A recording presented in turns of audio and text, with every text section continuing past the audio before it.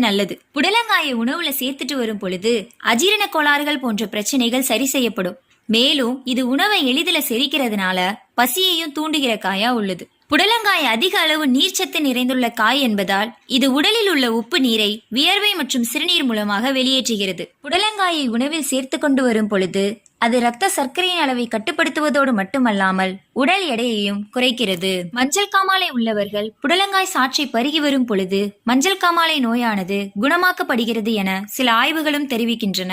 புடலங்காயை உணவில் சேர்த்துக் கொள்வதன் மூலம் இதய ஆரோக்கியமானது மேம்படுத்தப்படுகிறது. இது இரத்த அழுத்தத்தை கட்டுப்படுத்தி இதய நரம்புகளை சீராக இயங்க செய்கிறது.